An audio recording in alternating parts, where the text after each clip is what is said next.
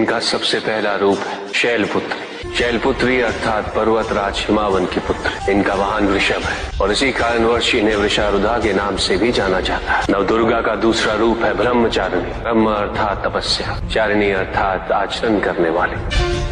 ये रूप उस ज्ञान व आचरण का प्रतीक है जिसके माध्यम से इन्होंने मुझे अपने पति के रूप में प्राप्त किया। नवदुर्गा का तीसरा रूप है चंद्रघंटा। मस्तक पे घंटे के आकार में आधा चंद्र। ये रूप अत्यंत शांतिदायक कल्याणकारी है। विभिन्न प्रकार के अस्त्र और शस्त्र इनकी 8 भुजाओं में सुसज्जित है। इनका तीसरा नेत्र सदैव खुला रहता है। चंद्रघंटा का वाहन सिंह है। ये युद्ध करने हेतु सदैव तत्पर रहती है। इनकी आराधना करने से निर्भीकता और वीरता के साथ ही सौम्यता और विनम्रता का विकास निश्चित है। ये जो मृत्यु देती है वो सुख कारक और निर्भय अवस्था में होती है। इनकी मंद मंद हंसी से संसार का जन्म संभव होता है। यह है नवदुर्गा का चौथा रूप, जिसे कुष्मांडा के नाम से जाना जाता है। अष्टभुजा, शस्त्रधारिणी, व्याघ्रवाहिनी, हिरण्यवर्णा।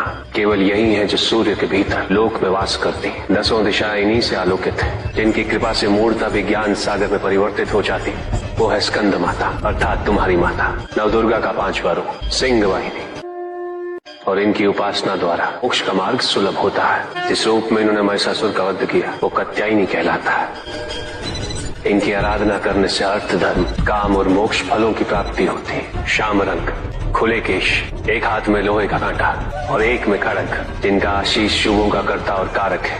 ये रूप कालरात्रि रूप कहलाता है। ये अंधकार का विनाश करती हैं। इनकी आराधना करने से असुरी शक्तियां भी भयभीत हो जाती हैं। श्वेत वर्ण, श्वेत वस्त्रों से सुसज्जित, चतुर्भुज, त्रिशूलधारी, तालवाद्य धारण करने वाली ये इस रूप में अपने उपासकों को अभयदान देती। ये इनका महागौरी रूप है। माँ दुर्गा का 9वां रूप सिद्धदात्री कहलाता है।